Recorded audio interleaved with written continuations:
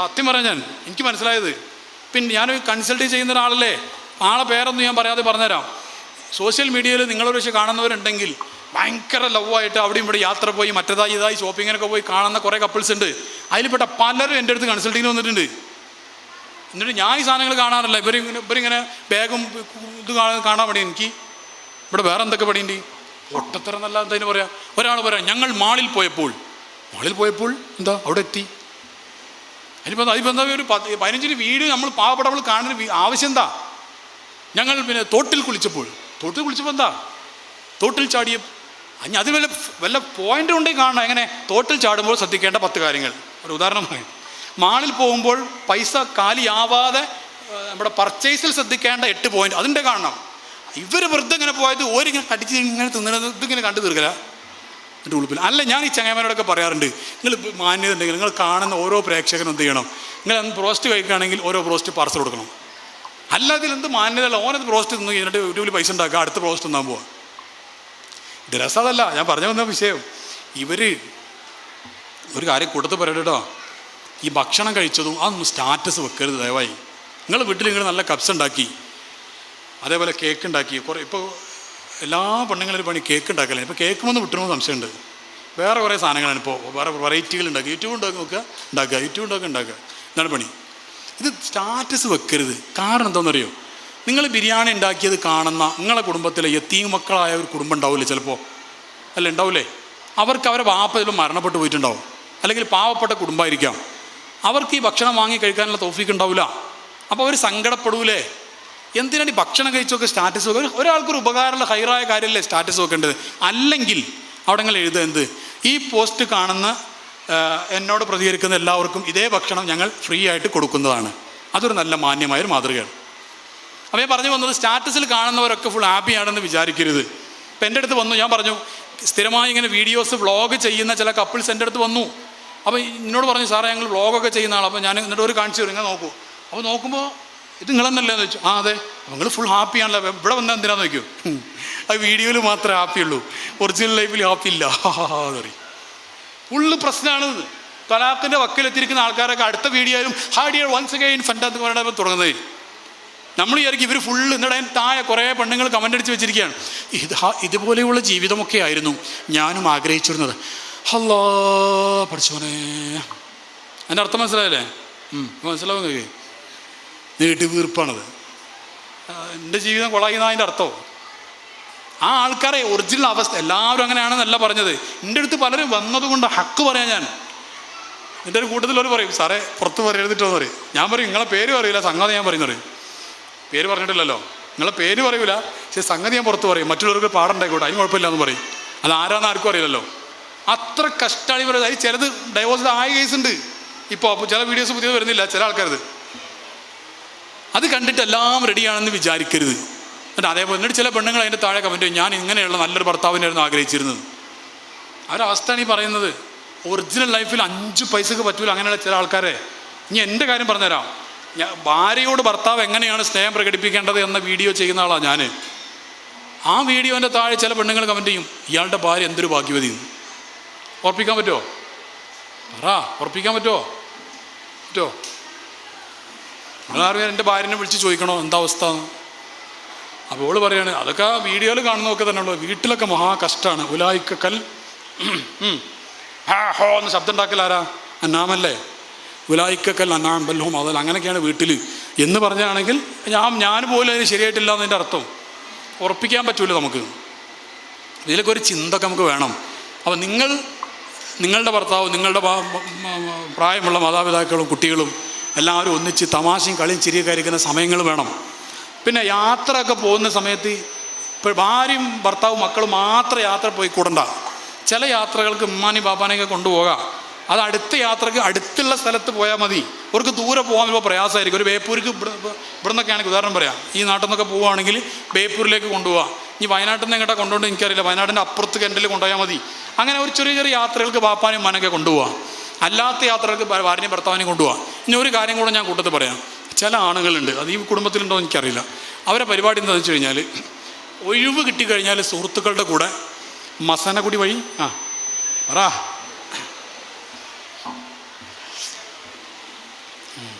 ഖബർ വഴി മനുഷ്യറ വഴി സ്വർഗത്തേക്കൊരു യാത്ര ഉണ്ട്, കാത്ത് സൂക്ഷിച്ചോളി.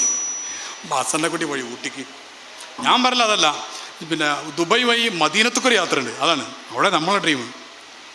മസാലക്കട്ടി പോയി ഊട്ടി. ഇനി മസാലക്കുടി ഊട്ടിക്ക് പോണത് തെറ്റല്ല. എങ്ങനെ പോകണം? യതഫക്കറൂന ഫീ ഖൽഖി സമാവാതി വൽ അർളി റബ്ബനാ മാ ഖലഖ്ത ഹാദാ ബാതിലാ സുബ്ഹാനക ഫഖിനാ അദാബൻ നാർ.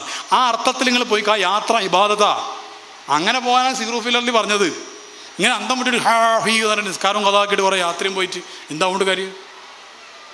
കല്യാണത്തിൻ്റെ ഇതിപ്പോൾ ഒരു കല്യാണത്തിൻ്റെ ഒരാളാണെങ്കിൽ ഉദാഹരണം പറയാം, ഇതൊരു കല്യാണത്തിൻ്റെ ഹോളാണ്, കല്യാണ സദസ്സാന്ന് കൂട്ടിക്കോ. ഈ കല്യാണ സദസ്സിൽ ഇവിടെ ഇപ്പോൾ ഞാൻ കല്യാണം കേൾക്കുന്ന ആളാണെങ്കിൽ ഞാൻ എൻ്റെ ഭാര്യനെ കാണൽ ഹലാലായവരും ഹറാമായവരും എല്ലാവരും ഉണ്ടാവും ഈ ആണുങ്ങൾ ഈ സദസ്സിൽ. എന്നിട്ട് ഉളുപ്പില്ലാതെ അങ്ങനെ ഇങ്ങനെ ഫോട്ടോ കൊടുക്കുക. എന്നിട്ട് അതല്ല രസം. അത് എല്ലാവരും സ്വർഗത്ത് പോയിക്കൊള്ളുന്നില്ല. സ്വർഗത്തിൽ ഫുള്ളായ പിന്നെ എന്താ ചെയ്യുക, വേറെ വിഷയമല്ലേ. പറഞ്ഞ മനസ്സിലുണ്ടെങ്കിൽ ഇങ്ങനെയൊക്കെ തൊള്ള കാട്ടിയിട്ടേ ഈ എൻ്റെ ഭാര്യ കാണൽ ഹലാലായവനും ഹറാമായവരും ഉണ്ടാവില്ലേ. എൻ്റെ കല്യാണത്തിൻ്റെ അന്ന് മുത്തനബി സല്ലല്ലാഹു അലൈഹി വസല്ലം തങ്ങൾ സുന്നത്തായിട്ട് പറഞ്ഞ കല്യാണം, ആ കല്യാണത്തിൻ്റെ അന്ന് സ്റ്റേജിൽ കയറ്റിയിട്ട് മൊത്തം ഇങ്ങനെ വെള്ളം അങ്ങനെ എടുത്തിട്ട് ഫോട്ടോ ഒക്കെ എടുത്തിട്ട് ആ പെണ്ണ് ളുഹർ സ്കരിച്ചിട്ടുണ്ടാവില്ല, അസ്ർ സ്കരിച്ചിട്ടുണ്ടാവില്ല, മഗ്‌രിബ് സ്കരിച്ച് ഉണ്ടെങ്കിൽ ഇശാ സ്കരിച്ച് ലാസ്റ്റ് എല്ലാം കഴിഞ്ഞു. കാരണം പെയിൻ്റൊക്കെ പോകണ്ടേ. പെയിൻറ്റ് മൊത്തം പുട്ടിയൊക്കെ അടിച്ച് ആദ്യം പുട്ടിപ്പണിക്കാരൻ ആദ്യം വരണോ, പുട്ടിപ്പണിയൊക്കെ കഴിഞ്ഞിട്ട് മെയിൻ പെയിൻ്റ് അടിക്കാരൻ വരണോ, അത് കഴിഞ്ഞിട്ട് ഫിനിഷിംഗ് വർക്കിൻ്റെ ആൾ വരണം. ഇവിടെ കറുപ്പ്, ഇവിടെ ഐലാഷ്, പിന്നെ ഇവിടെ വേറെ പെയിൻറ്റ്, പിന്നെ ഇവിടെ വേറെ പെയിൻറ്റ്, ഇവിടെ ചോപ്പടിക്കണം. മെയിൻ പണിക്കാരൻ പിന്നെ വരിക, ഫിനിഷിംഗ് വർക്കിൻ്റെ ആൾ. ഇതെല്ലാം കഴിഞ്ഞിട്ട് ഇതൊന്ന് പോക്കണമെങ്കിൽ ഇനി കഴുകാൻ വേണ്ടി വേറെ ടീമിന് വേറെ വിളിക്കേണ്ടി വരും, പെയിൻ്റൊക്കെ പോകണമെങ്കിൽ. എന്നിട്ടല്ല ഇപ്പോൾ നിസ്കാരം നടക്കുള്ളൂ. ഞാൻ അതിനെ വിമർശിക്കല്ല, അങ്ങനെ ചെയ്യുന്നവർക്ക് ചെയ്തോളി, കുഴപ്പമൊന്നുമില്ല. പക്ഷേ ഉസ്താദന്മാരൊക്കെ വന്നിട്ട് പടച്ചോനെ സ്വർഗം തരണേ അള്ളാന്ന് പറയുമ്പോൾ ആമീൻ പറയരുത്. അതിനുള്ളൊരു ഉൾപ്പില്ല, ഒരു മാന്യത വേണ്ടേ. ഞാൻ ഇങ്ങനെയൊക്കെ നടന്നത് ഇത് കിട്ടൂല എന്നുള്ളൊരു തിരിച്ചറിവ് വേണ്ടേ. എന്നിട്ട് ഉൾപ്പില്ലാതെ ഇങ്ങനെയൊക്കെ നടന്നിട്ട് ഉൾപ്പില്ലാതെ ആമീനും പറയാം അവിടെ നിന്നിട്ട്. ഇത് മനസ്സിലാവേണ്ട സഹോദരിമാരെ. എന്നിട്ട് ഇവിടെ വന്നിട്ട് ഫോട്ടോ എടുക്കുക. എന്നിട്ട് പോയിൻ്റ് എന്താണെന്ന് അറിയോ? എന്നിട്ട് ഇങ്ങനെയൊക്കെ കല്യാണം നടന്ന് ലൂറും അസുറൊക്കെ കലാക്കിയിട്ട് കണ്ട ആണുങ്ങൾ മുഴുവനും ആ പെണ്ണിനെ കണ്ടിട്ടുണ്ടാവും. എന്നിട്ട് ഇവർ പറയാണ് അതിലുണ്ടാകുന്ന കുട്ടികൾ സ്വാലീങ്ങളാവണം, നടക്കൂല. അതിലുണ്ടാകുന്ന അള്ള വിചാരിച്ചൊക്കെ നടക്കുക, വേറെ കാര്യം. ഇത് ആലമുൽ അസ്ബാബാ.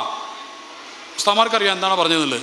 ഇത് വിശദീകരിക്കുന്നില്ല. ആലം കാരണങ്ങളുടെ ഒരു ആലമാണിത്, ആലമുൽ അസ്ബാബ. ഇത് അതിനിവിടെ ഒരു റീസൺ വേണം. അള്ളാഹുക്ക് റീസൺ വേണ്ട ആവശ്യമില്ല, പക്ഷേ ആലമുൽ അസ്ബാബാണിത്. ഒരു കാരണം വേണ്ടേ? നമ്മൾ വെറുതെ ഇങ്ങനെ കുറേ എന്നിട്ട് 500 രൂപ നേർച്ചേക്കാം മോൻ്റെ സ്വഭാവം നന്നാവാൻ. മോൻ്റെ എന്താ MDMA അടിക്കാൻ തുടങ്ങിയിട്ടുണ്ട്. ഈ പെണ്ണിൻ്റെ കല്യാണത്തിൻ്റെ കണ്ട ആണുങ്ങളെ മുഴുവൻ നിന്ന് എന്നിട്ട് അന്ന് 100 അസർ കലാക്കിയിട്ട് കല്യാണം നടത്തി വന്നതാ.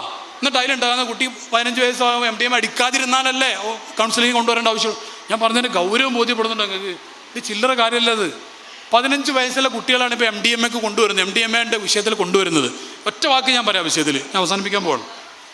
ഒറ്റ വാക്ക് MDMA കുറിച്ച് വാക്ക്. എനിക്ക് 2 പോയിന്റ് പറയാനുണ്ട്, ചെറിയ പോയിന്റ് ഞാൻ പറഞ്ഞു നിർത്തും ഇൻഷാ അല്ലാഹ്.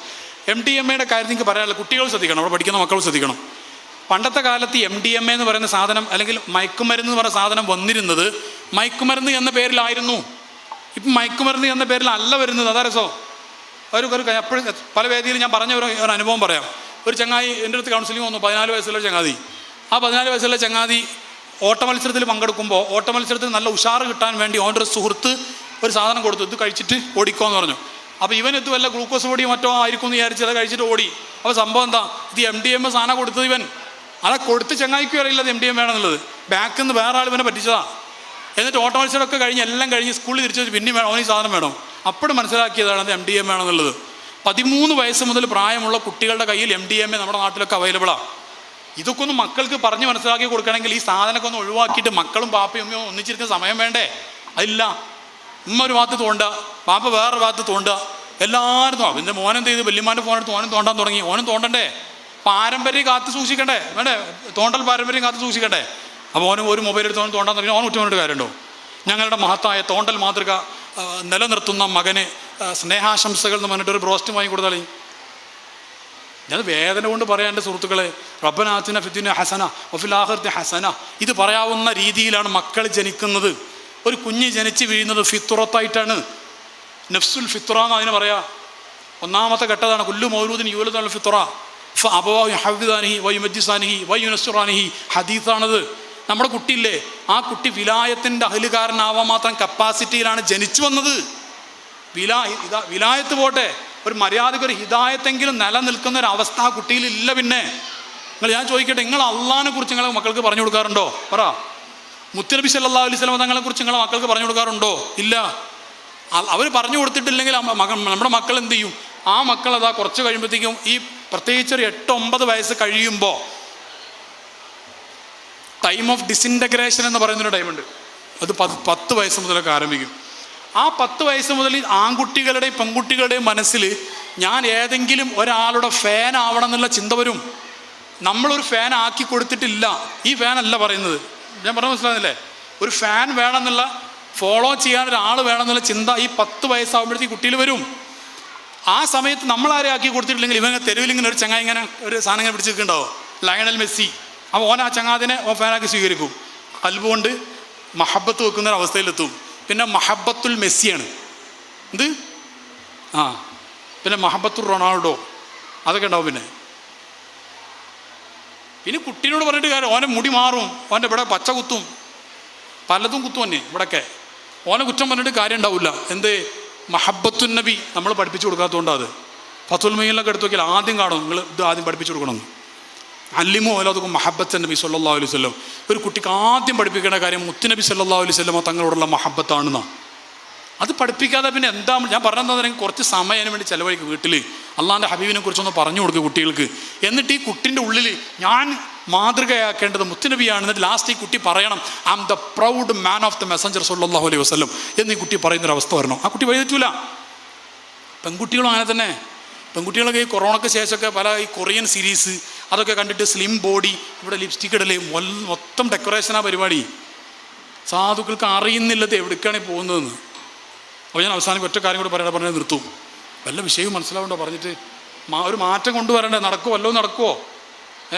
അതല്ല, ഇതൊക്കെ കഴിഞ്ഞിട്ട് നല്ല ക്ലാസ്സായിരുന്നു, പല പല നല്ല കാര്യങ്ങളും പറഞ്ഞില്ലേ മൂപ്പര് എന്നൊക്കെ പറഞ്ഞ് വീട്ടിൽ പോയിട്ട് എന്ത് മൂപ്പര് പറഞ്ഞിരുന്നു ഓർമ്മ ഉണ്ടാവില്ല.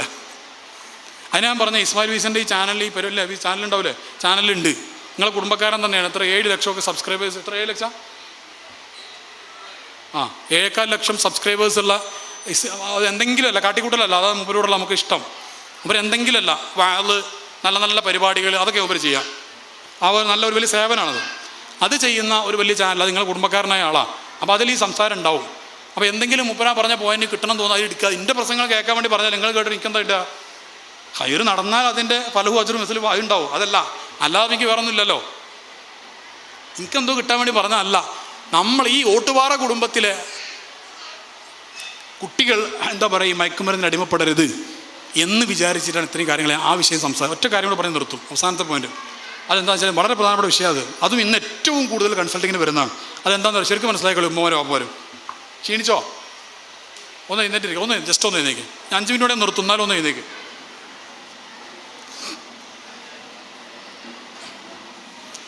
ചെറിയൊരു ആക്ടിവിറ്റി കേട്ടോ.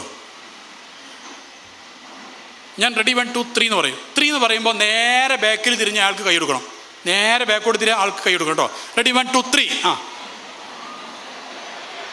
ഇങ്ങോട്ട് ഇരിക്കുക. മതി, എത്ര മതി. ആർക്കും കിട്ടിയിട്ടുണ്ടാവില്ല, ഇതൊരു തമാശാക്കിയതാ. അയാൾ ബാക്കോട്ട് പോയി തിരിഞ്ഞില്ലേ? അപ്പോൾ ഏറ്റവും ബാക്കിലുള്ള ആൾക്ക് മാനം കിട്ടിയിട്ടുണ്ട്. കാരണം അതിനിപ്പുറം അവിടെ വാക്കില്ല എന്ന് മനസ്സിലായി. നിങ്ങൾക്ക് ആർക്കെ കിട്ടിയോ? ഇനി കിട്ടിയെങ്കിൽ അന്തം വിട്ടെങ്കിൽ നിൽക്കുന്ന ആളുണ്ടോ? അയാളെ കിട്ടിയില്ല, അയാളിങ്ങനെ തിരിഞ്ഞിട്ട് അതൊരു തമാശ. ലാസ്റ്റ് പോയിന്റ് കേട്ടോ. ഇൻസ്റ്റഗ്രാമിനെ കുറിച്ചാണ് പറയാൻ പോകുന്നത്. സോഷ്യൽ മീഡിയയിലെ പെൺകുട്ടികളുടെ, പ്രത്യേകിച്ചും പെൺകുട്ടികളുടെ ഉപയോഗം. ആൺകുട്ടികളുടേതും പറയാനുണ്ട്. അതായത് വിശദീകരിച്ച് ഞാൻ പറയുന്നില്ല, അങ്ങനെ എല്ലാവരും ശ്രദ്ധിച്ച് കേട്ട് മനസ്സിലാക്കിയോ. കാരണം ഈ വിഷയത്തിൽ എത്ര കേസാണ് എൻ്റെ അടുത്ത് മാത്രം വരുന്നത്. അത് എൻ്റെ അടുത്ത് മാത്രമല്ല, എല്ലാ കൗൺസിലിംഗ് ചെയ്യുന്ന ആൾക്കാരുടെ അടുത്തും വരുന്നുണ്ട്. അത്രമാത്രം കേസുകളാണ്. എന്താണ്? പ്രണയം എന്ന് പറയുന്നൊരു കേസ് ഇപ്പം ഏറ്റവും കൂടുതൽ വരുന്നൊരു കാലമാണ്. ഈ പ്രണയം ഏറ്റവും കൂടുതൽ എൻ്റെ അടുത്ത് വരുന്ന പ്രണയങ്ങൾ ഏറ്റവും കൂടുതൽ സംഭവിക്കുന്നത് ഇൻസ്റ്റഗ്രാമിലൂടെയാണ്. പ്രണയം നല്ലതാണ്, വളരെ നല്ല പ്രണയമല്ലേ. പ്രണയം എന്ന് പറഞ്ഞാൽ വളരെ നല്ല പ്രണയം വേണം. ഞാൻ പ്രണയം വേണം എന്നുള്ള അഭിപ്രായക്കാരനാണ്. അല്ലേ? പ്രണയം നല്ലതല്ലേ? പ്രണയം വേണ്ടേ?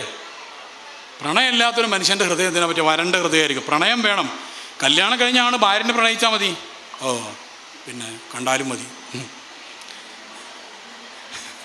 അതിനൊക്കെ ഒരു സമാധാനം കിട്ടാനാണ് പ്രണയിക്കണം.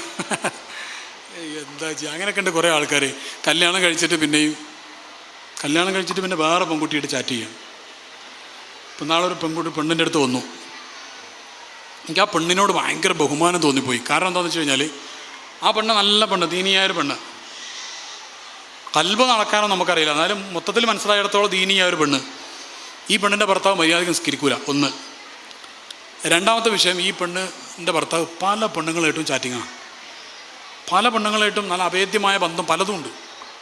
അതിൽ എന്നെ ആ പെണ്ണിനോട് ബഹുമാനം തോന്നിയ ഘടകം എന്താണെന്നറിയാം? ആ പെണ്ണ് ഇന്ന് വരെ ഭർത്താവിൻ്റെ കുടുംബത്തിലോ പെണ്ണിൻ്റെ കുടുംബത്തിലോ വിഷയം പറഞ്ഞിട്ടില്ല. എന്താ കാരണം? എൻ്റെ ഭർത്താവിൻ്റെ ഇമേജ് മോശമായി പോകുന്നു, എൻ്റെ കുട്ടികളെ വാപ്പല്ലേ, എൻ്റെ ഭർത്താവല്ലേ, മൂപ്പരെ ഇമേജ് മോശമാവുമെന്ന് മനസ്സിലാക്കിയിട്ട് ഒരു കുട്ടീനോട് വിഷയം പറഞ്ഞിട്ടില്ല. അങ്ങനെ ആ പെണ്ണ് എന്ത് ചെയ്ത് ബലമായി പിടിച്ച് കൺസൾട്ടിങ്ങിന് കൊണ്ടുവന്നു. അല്ലാഹു തആല സലാമത്താക്കി കൊടുക്കട്ടെ. അങ്ങനെ കുറേ കേസ് വരാറുണ്ട്. പല പെണ്ണുങ്ങളുണ്ട് അങ്ങനെ. ഭർത്താവിൻ്റെ ഇമേജ്, ആ ഭർത്താവിനല്ല, പിന്നെയും അത് മാറാൻ പോകുന്നില്ലല്ലോ.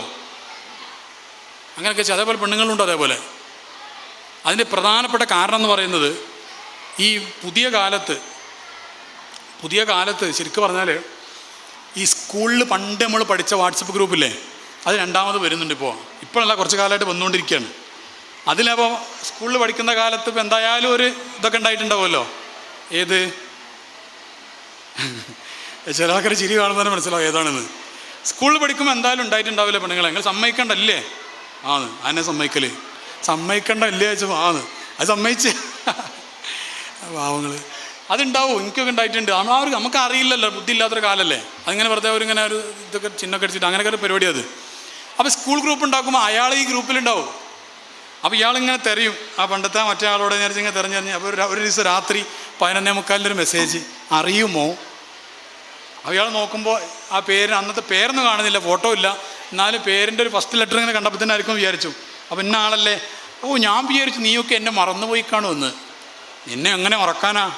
അങ്ങനെ തുടങ്ങല്ലേ. മൊഹബത്തിൻ്റെ ആ ലഡു പൊട്ടും. പിന്നെ ലഡു പൊട്ടിയിട്ട് പിന്നെ ഇപ്പോഴായിട്ട് ചാറ്റിങ്. ഭർത്താവിന് പ്രത്യേകമായ ഒരു സന്തോഷം ഇങ്ങനെ കാണാൻ തുടങ്ങി. ഇനി ഇതിൻ്റെ ഏറ്റവും വലിയ രസം എന്താണെന്നറിയോ? ഭർത്താവിൻ്റെ ഇങ്ങനെയുള്ള ഏത് ചെറിയ മാറ്റം കണ്ടുപിടിക്കാൻ പ്രത്യേക കഴിവ് അള്ളാഹു ഭാര്യമാർക്ക് കൊടുത്തിട്ടുണ്ട്. അത് അള്ളാഹു തആല വലുതാക്കി കൊടുക്കുമാറാവട്ടെ. അപ്പോഴേ തട്ടിപ്പ് കൊടുക്കുള്ളൂ.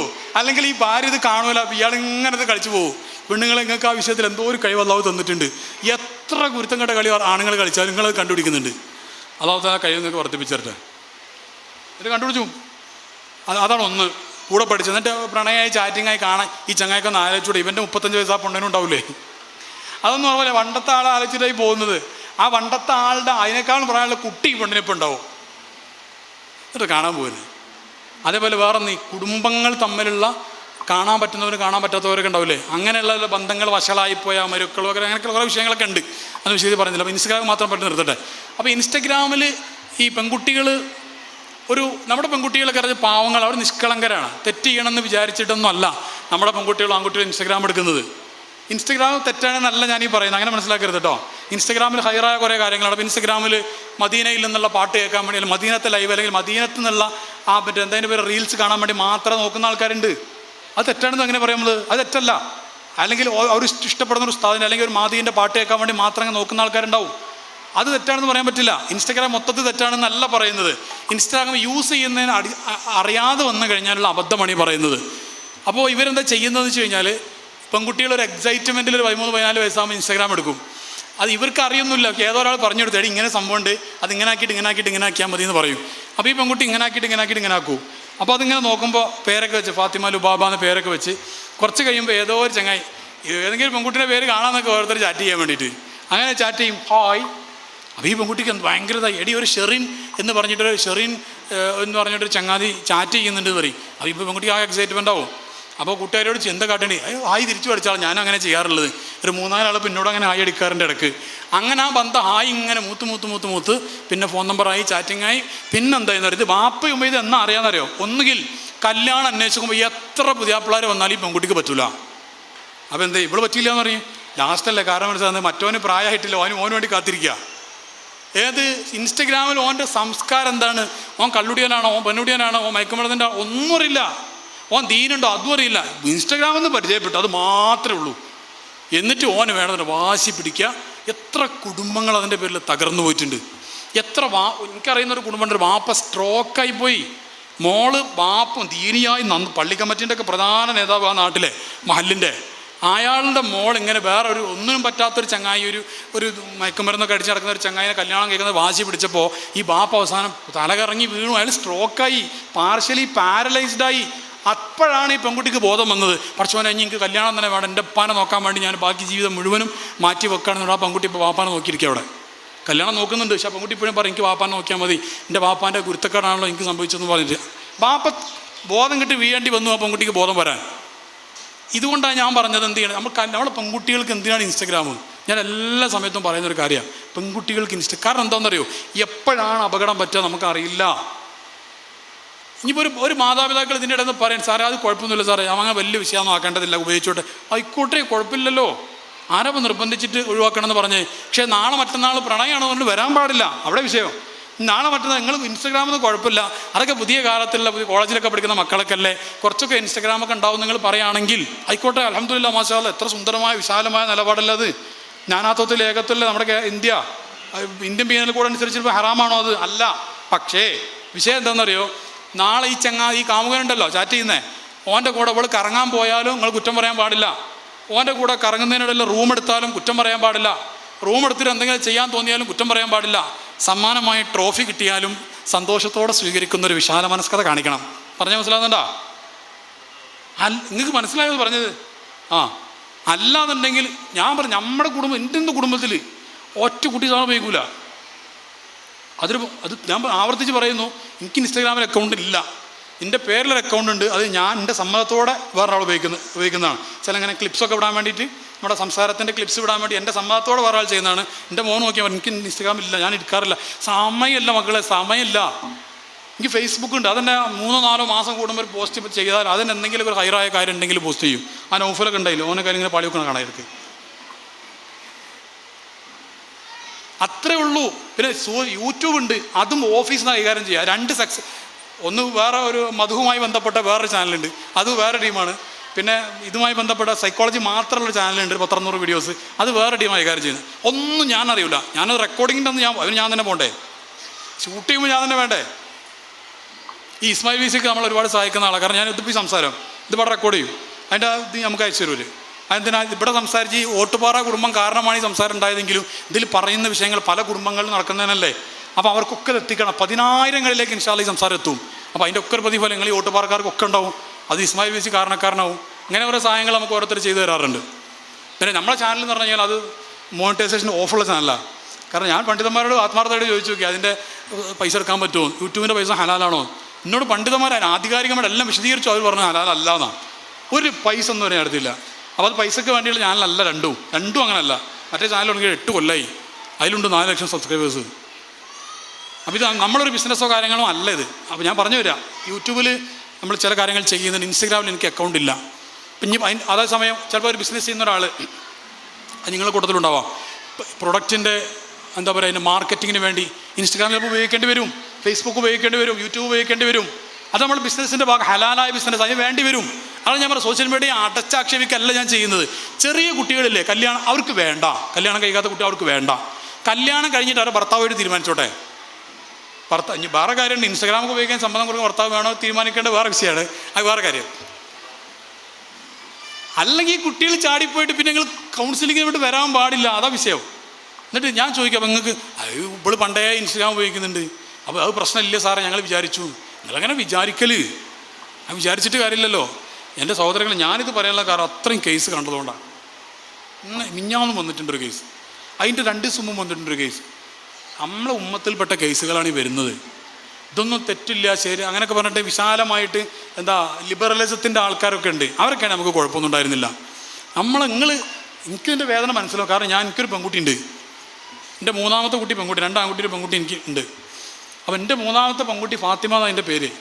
അതിനിപ്പോൾ 2.5 വയസ്സായിട്ടുള്ളൂ. ആ ഫാത്തിമ എന്നുള്ള പെൺകുട്ടീനെ ഒരു വാപ്പ എന്നുള്ള നിലക്ക് എൻ്റെ നെഞ്ചത്തിട്ടിട്ടാണ് ഞാൻ വളർത്താറുള്ളത്. എനിക്കതിൻ്റെ വേദന അറിയാം.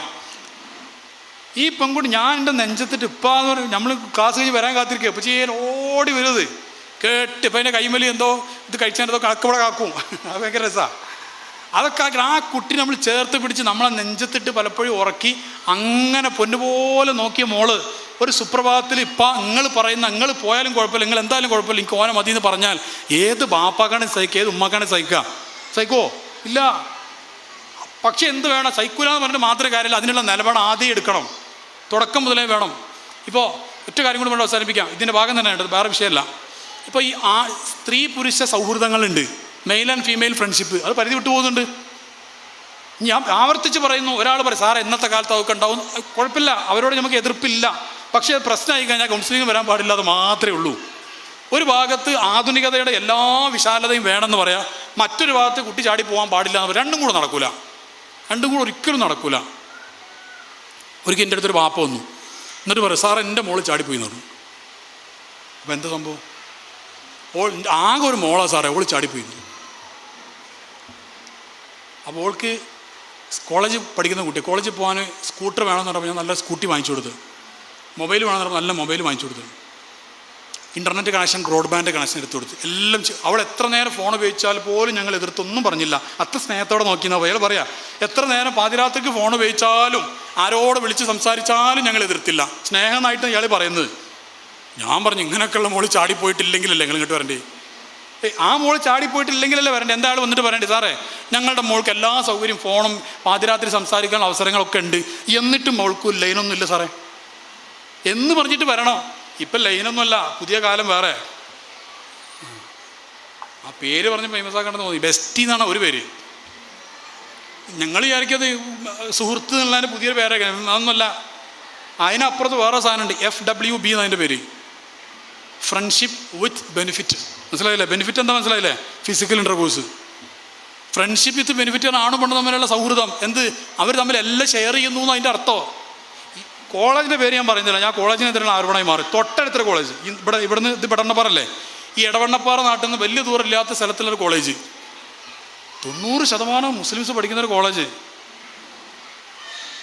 എടവണ്ണപ്പാറന്ന് വലിയ ദൂരമില്ലാത്തൊരു കോളേജ്. നിങ്ങൾ ഒരു കോളേജ് കൂട്ടിക്കോ, മലപ്പുറം ജില്ലയിലാണ്, വളരെ പ്രധാനപ്പെട്ട കോളേജ്. അവിടെ നിന്നാണ് ഇപ്പം അടുത്തൊരു കേസിൻ്റെ അടുത്ത് വന്നത്, FWB എന്ന് പറഞ്ഞിട്ട്. FWB എന്ന് പറഞ്ഞാൽ എല്ലാം ഷെയർ ചെയ്യുന്ന ബന്ധം, ഒരാണും പെണ്ണും തമ്മിൽ എന്തൊക്കെ ചെയ്യുക അതൊക്കെ ഷെയർ ചെയ്യുന്നു അതിൻ്റെ അർത്ഥം. ബെസ്റ്റ് എന്ന് പറഞ്ഞാലും ആ അർത്ഥമുണ്ട്.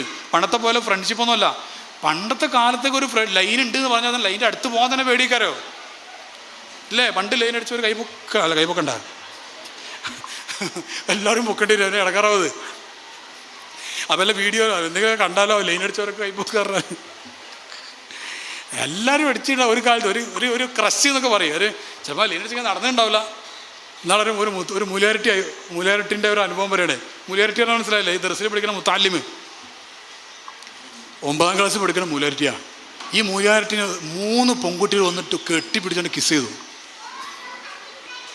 ഇത് ഹക്ക് പറയാം, അള്ളാഹുവിൻ്റെ സാക്ഷി നിർത്തി, തമാശ പറയല്ല, ഹക്ക് ഉണ്ടായ സംഭവം പറയാം. ഇത് ഞാനല്ല, എൻ്റെ ഒരു സുഹൃത്താണ് കൈകാര്യം ചെയ്ത് ആ കേസ്. എടാ പെൺകുട്ടികളെ 3 സ്കൂളിൽ നിന്ന് പുറത്താക്കി. അപ്പോൾ ഇവർ ഈ മുത്താലിമീങ്ങൾ എന്ന് പറഞ്ഞാൽ ഒരു വെള്ള ഡ്രസ്സൊക്കെ ഇട്ട് ഒരു പാവങ്ങളായി ഒരു നല്ല സ്വഭാവമൊക്കെ ആയിട്ട് ഒരു അച്ചടക്കത്തോടു കൂടെ ഈ കുട്ടീനെ കാണാനൊരു വെളുത്തിട്ടാണ്. അപ്പോൾ ഈ പെൺകുട്ടി ചോദിക്കണം, ഈ പെൺകുട്ടികളൊക്കെ ഏറെ സാധനങ്ങൾ, അതായത് പറയുന്നത് എടി ആ മൂലേരിട്ടിനെ കാണാൻ നല്ല രസമുണ്ടല്ലേ, നമുക്ക് ഉമ്മ കൊടുക്കുക. ഈ 9ാം ക്ലാസ്സിലുള്ള പെൺകുട്ടിക്ക് 14 വയസ്സ് 15 ആയിട്ടുണ്ടാവുള്ളൂ. ഈ പെൺകുട്ടി പറയാം എടി അതിലൊന്ന് കിസ് ചെയ്താലോ. അപ്പോൾ ഇവിടെ ഇച്ച് കിസ് ചെയ്ത് ഞാനും കിസ് ചെയ്യുന്നു. അങ്ങനെ ഇവർ 3 ആളും കൂടെ ചാടി വീണ് ആക്രമിച്ചു. പാവപ്പെട്ട ബുദ്ധി ഹക്കാണ് ഞാൻ പറഞ്ഞിട്ട്, തമാശ പറയില്ല. എനിക്ക് എൻ്റെ ഗുരുസ്ഥാനത്ത് ഞാൻ കാണുന്ന ഒരാളുണ്ട്, അദ്ദേഹം കൈകാര്യം ചെയ്ത കേസ് അദ്ദേഹത്തിൽ നേരിട്ട് ഞാൻ കേട്ടതാണ്. ഇതാണ് അവസ്ഥ. ഭയങ്കര സാധനങ്ങളാണ് ഈ പെണ്ണുങ്ങളിപ്പോൾ പുതിയ തലമുറയിൽ, എല്ലാവരും അങ്ങനെ തന്നെ. അപ്പോൾ ഞാൻ അവസാനിപ്പിക്കുകയാണ്. അപ്പോൾ ഇൻഷാ അല്ലാഹ് അതുകൊണ്ട് ഈ വിഷയത്തിലും കൂടെ ഒരു തീരുമാനം എടുക്കാമോ. ഡിവൈസിൻ്റെ കാര്യം പറഞ്ഞു അല്ലേ? ഡിവൈസിൻ്റെ കാര്യം പറഞ്ഞില്ലേ? മൊബൈലിൻ്റെ കാര്യം നിങ്ങൾ മക്കൾ വീട്ടിൽ പോയിട്ട് തീരുമാനം എടുക്കും. മക്കളെ നമ്മളിന്ന് ഡിവൈസിൻ്റെ കാര്യം എന്നിട്ട് നിങ്ങൾ അപ്പോൾ കുട്ടികൾ 2 വയസ്സ് 2.5 വയസ്സുള്ള കുട്ടികൾ ഇതിൽ അടിമപ്പെട്ട കുട്ടികളുണ്ടെങ്കിൽ പെട്ടെന്ന് മാറ്റാൻ കഴിയില്ല. അപ്പോൾ എന്തെങ്കിലും ഐഡിയ എടുക്കുക. അതിൻ്റെ ഐഡിയ എന്താ വെച്ചാൽ പുതിയ എന്തെങ്കിലും ടോയൊക്കെ വാങ്ങിക്കൊടുക്കുക. എന്നിട്ട് അവരുടെ ശ്രദ്ധ അതിലേക്ക് കൊണ്ടുവരിക. ഒരു പുതിയൊരു സാധനം കിട്ടുമ്പോൾ ഒരു 100% അറ്റൻഷൻ അതിലേക്ക് വരും കുട്ടിക്ക്. എന്നിട്ടിത് മാറ്റാം. ഒന്ന് പുതിയത് കൊടുക്കാതെ മാറ്റിയാൽ അവർ ഭയങ്കര കരച്ചിലും പ്രശ്നങ്ങളൊക്കെ ആയിരിക്കും. ഇനി ഒരു കുട്ടികൾ പിന്നെ ഘട്ടമായിട്ട് മാറ്റി കൊണ്ടുവന്നിട്ട് പിന്നെ 5 വയസ്സിന് മേലെയുള്ള 10, 12, 15 വയസ്സുള്ള കുട്ടികൾക്കൊക്കെ വല്ലപ്പോഴും നേരത്തെ ഞാൻ പറഞ്ഞ വെടിവെക്കുന്ന റേസിംഗ് ഗെയിമുകൾ അല്ലാത്ത ഇൻ്റലക്ച്വൽ ഗെയിമുകൾ ഉണ്ടാവും. ബുദ്ധി വർദ്ധിപ്പിക്കുന്ന പസിൽസോ അതുപോലെ തന്നെ ബ്രിക്സിൻ്റെ ഗെയിമോ അങ്ങനെയുള്ള വലിയ പ്രശ്നങ്ങളില്ലാത്ത രസകരമായ ഗെയിം കുറഞ്ഞ സമയമൊക്കെ വല്ലപ്പോഴും ഞാൻ പറഞ്ഞു ഒന്നും അല്ല കേട്ടോ, കളിച്ചോട്ടെ, അതിനൊന്നും കുഴപ്പമില്ല. ബാക്കിയുള്ള കാര്യങ്ങളൊക്കെ ശ്രദ്ധിക്കുക. ആ കുട്ടികളും അസാംസ്കാരിക പ്രവർത്തനങ്ങൾ വൃത്തികെട്ട പലതും ഇതിനകത്ത് കാണുന്നത് ഒരുപാട് കേസുകൾ വന്നിട്ടുണ്ട്. ഒരു കുട്ടി പറഞ്ഞു, 12 വയസ്സുള്ള ഒരു കുട്ടി ആവശ്യമില്ലാത്തതിൽ കണ്ടിട്ട് എന്നോട് പറഞ്ഞെന്താണെന്നറിയോ, ഓൻ്റെ ഒരു കൂട്ടുകാരൻ പറഞ്ഞു കൊടുത്തു, ആ വാക്ക് ഞാൻ പറയുന്നില്ല, എങ്ങനെ സെർച്ച് ചെയ്താലും രസകരമായ സംഭവങ്ങൾ കാണാം. അപ്പോൾ എന്താ വൃത്തികേട് അവൻ കാണുന്നത്. എന്നിട്ട് ആ വൃത്തികേട് സ്വന്തം പെങ്ങളിൽ, സ്വന്തം സിസ്റ്ററിൽ അവൻ ചെയ്തു, നടന്നില്ല, ശ്രമിച്ചു, അങ്ങനെയാണത് പിടിച്ചത്. ഒക്കെ നമ്മളിപ്പോൾ പുതിയ തലമുറയിൽ കാണുകയാണ് ഇൻഷാ അല്ലാഹ്. അപ്പോൾ നമ്മുടെ സംഭവം എന്ന് പറയുന്നത് ശരിക്ക് നമ്മൾ നമ്മൾ ആകെ ലക്ഷ്യം എന്ന് പറയുന്നത് മരിക്കുന്ന സമയത്തൊന്ന് ചിരിച്ചിട്ട് മരിക്കണം. അതിന് അല്ലാഹു നമുക്ക് തൗഫീക്ക് നൽകട്ടെ. അതിനൊരു മൂല്യത്തോടു കൂടെ ജീവിക്കണം. ഞാൻ അവസാനമായിട്ടൊരു വാക്ക് പറയുന്നു. നിങ്ങൾ അള്ളാഹിൻ്റെ ഹബീബായ സല്ലല്ലാഹു അലൈഹി വസല്ലമ തങ്ങളെ അവരെ വല്ലാതെ മുറുകെ പിടിച്ച് അവരെ ഇഷ്ടപ്പെട്ട് ഇങ്ങനെ ജീവിക്കുക. മുത്തറസൂൽ പറഞ്ഞിട്ടുണ്ട്, ഖുർആനിൽ പറഞ്ഞിട്ടുണ്ട്, ഖുൽ ഇൻ കുൻതും തുഹിബ്ബൂനല്ലാഹ ഫത്തബിഊനി യഹ്ബബുക്കും. വല്ലാത്തൊരു വാക്കാണത്. അത് എനിക്ക് വിവരമില്ലാത്ത ആളാണ് ഞാൻ, എനിക്ക് കിട്ടുന്നത് പറയുകയാണെങ്കിൽ തന്നെ മണിക്കൂറുകൾ ഞാൻ പറയാം, അത്ര വിശാലമായ മാറ്ററാണത്. റസൂലുള്ളാഹി പറയാം, അള്ളാഹ് പറയാണ്, നബിയെ നിങ്ങൾ പറഞ്ഞു കൊടുക്കുക. ആരോട്? നമ്മളോട് പറഞ്ഞു കൊടുക്കാനാണ് പറയുന്നത്. ഇൻ കുൻതും തുഹിബ്ബൂനല്ലാഹ, നിങ്ങൾ അള്ളാഹിനെ ഇഷ്ടപ്പെടുന്നുണ്ടെങ്കിൽ ഫത്തബിഊനി, എന്നെ പിൻപറ്റുക, ഇത്തിബാ ചെയ്യുക, എന്നെ ഫോളോ ചെയ്യുക. ആ അവിടെ ശരിക്കും അവിടെ എന്നെ മഹബത്ത് വെക്കുക എന്നായിരുന്നു പറയേണ്ടിരുന്നത്. എന്തുകൊണ്ട് അവിടെ ഇത്തിബാവ് എന്നുള്ള ഭാഗം വന്നുകൊണ്ട് ചർച്ച ഉണ്ട്. അതിൻ്റെ ചർച്ചൻ്റെ മറുപടി എന്താ വെച്ചാൽ, മഹബത്ത് പൂർണ്ണമാകുന്നത് അതിൻ്റെ എക്സ്പ്രഷൻ വരുമ്പോഴാണ്. അപ്പോൾ ആ മഹബത്ത് പ്ലസ് അതിൻ്റെ എക്സ്പ്രഷൻ രണ്ടും കൂടെ കൂട്ടിയിട്ടാണ് ഇത്തിബാവ് എന്നുള്ള പദം അവിടെ വന്നത് എന്ന് ഇമാമിങ്ങൾ അതിൻ്റെ തഫ്സീറിൽ പറയുന്നുണ്ട്. ഞാൻ പറഞ്ഞു മനസ്സിലായല്ലേ? ഇത്തിബാവ് എന്നുള്ള പ്രയോഗം വരാനുള്ള കാരണം അതാണ്. അപ്പോൾ ആ മഹബത്ത് വേണം, ആ മഹബത്തിനനുസരിച്ചിട്ടുള്ള ജീവിതം കൂടെ വേണം. അത് എക്സ്പ്രഷനും വേണം. സ്വലാത്തായിട്ടും വരും, നമസ്കാരങ്ങളായിട്ടും വരും, സൂക്ഷ്മതയുള്ള ജീവിതമായിട്ടും എല്ലാമായിട്ടും വരും. അങ്ങനെയാണെങ്കിൽ റസൂലുള്ളാഹി പറഞ്ഞത് നിങ്ങൾ നേരെ അങ്ങോട്ട് പോയിക്കോളിന്നല്ല, ഇങ്ങോട്ട് വരീന്നാണ് പറഞ്ഞത്. ഇൻകുന്തു തുഹിബ്ബൂനല്ലാഹ, നിങ്ങൾ അള്ളാഹിനെ സ്നേഹിക്കുന്നുണ്ടെങ്കിൽ എന്നെ പിൻപറ്റൂ എന്നാണ് പറഞ്ഞത്. അങ്ങനെയാണെങ്കിൽ അള്ളാഹു നിങ്ങളെന്ത് ചെയ്യും? യുഹിബ്ബുക്കുമുല്ലാ, അള്ളാഹു നിങ്ങൾ സ്നേഹിക്കുന്ന. അപ്പോൾ അതൊന്ന് മക്കൾക്കൊന്ന് പഠിപ്പിച്ചു കൊടുക്കണം. ഖുർആൻ പാരായണമൊക്കെ ചെയ്യുന്നൊരു ജീവിതം. ബാപ്പ അമ്മി എല്ലാവരും തഹജ്ജുദ് നിസ്കരിക്കും. ഒന്ന് ആലോചിക്കും, എന്ത് രസമുണ്ടാവും വീട്ടിൽ തഹജ്ജുദ് നിസ്കരിക്കുന്നൊരു വീട്. ഇപ്പോൾ ചില ആൾക്കാർ പറയാറുണ്ട്, സാറേ ഇവിടെ സുബഹിനെ കിട്ടുന്നില്ല. അല്ല, തഹജ്ജുദ് സുബഹിനെ കിട്ടുന്നില്ല, പിന്നെ എങ്ങനെ തഹജ്ജുദ്? ഒരു കാര്യം ഞാൻ അടിവരായിട്ട് പറയാം. നിങ്ങൾ ആത്മാർത്ഥമായിട്ട് ആഗ്രഹിക്കുകയാണെങ്കിൽ നിങ്ങൾ 2 മണിക്ക് ഉറങ്ങിയാലും 4 മണിക്ക് എഴുന്നേക്കും, 3:30 ഉറങ്ങിയാലും 4 മണിക്ക് നിങ്ങൾ എഴുന്നേക്കും, ആത്മാർത്ഥമായിട്ടാണെങ്കിൽ. ഉദാഹരണം പറഞ്ഞുതരാം. നിങ്ങൾ ഗൾഫ് പോകണ തലേന്ന് രാത്രി 2:30 ഉറങ്ങിയാലും 4 മണിക്ക് എഴുന്നേക്കുന്നില്ലേ? ഇല്ലേ? ഫ്ലൈറ്റ് മിസ്സാവും വിചാരിച്ചിട്ട്. അല്ലെങ്കിൽ ടൂറ് പോവുകയാണെങ്കിൽ ടൂറ് മിസ്സാകുമെന്ന് വിചാരിച്ചിട്ട് എഴുന്നേക്കുന്നില്ലേ? അപ്പം അത്ര പോലും അള്ളാഹുമായിട്ടുള്ള ഒരു സമ്പർക്കം, ഒരു മീറ്റിംഗ് ഞങ്ങൾക്ക് പ്രധാനപ്പെട്ടതല്ല എന്നതുകൊണ്ടല്ലേ എങ്ങനെ വരുന്നത്. ഇനി ഒന്നുകൂടെ പറഞ്ഞുതരാം. ഒരാൾക്ക് ഇന്നത്തെ കാലത്ത് ഒരാൾക്ക് അള്ളാഹിനെ ആലോചിക്കണമെങ്കിൽ എന്ത് വരണം എന്നറിയോ? അസുഖം വരണം. അസുഖം വരണം, വേണ്ടേ? അള്ളാഹിനെ നമ്മൾ ഏറ്റവും കൂടുതൽ വിളിക്കാറുള്ളത് അപ്പോൾ നിങ്ങൾ പറ, ഞാൻ നീട്ടിക്കൊണ്ട് പോയാലുണ്ട്, 5 മിനിറ്റ് അവസാനിപ്പിക്കാനാണ്. പക്ഷെ അത് പ്രധാന അവസാനം ഇതിൻ്റെ കൺക്ലൂഷനാണത്. ഇന്നത്തെ കാലത്ത് നമ്മൾ അള്ളാഹിനെ ഏറ്റവും കൂടുതൽ വിളിക്കുക എപ്പോഴാണ്? നമുക്ക് അസുഖം ഉണ്ടാകുമ്പോഴാണോ ഇല്ലാതിരിക്കുമ്പോഴാണോ? എപ്പോഴാ? ഉണ്ടാകുമ്പോഴല്ലേ? അല്ലേ? എന്തൊരവസ്ഥ! അതന്നെ കഷ്ടകാലം. രോഗം ഉണ്ടാകുമ്പോൾ അള്ളാഹിനെ വിളിക്കാം, അത് വിളിക്കണ്ടെന്നല്ല പറയുന്നത്. അപ്പം നമ്മൾ രോഗം മാറ്റി തരാൻ മാത്രമാണോ അള്ളാഹു? ആണോ? വിസ പാസ്സാക്കി തരാൻ മാത്രം അള്ളാഹു?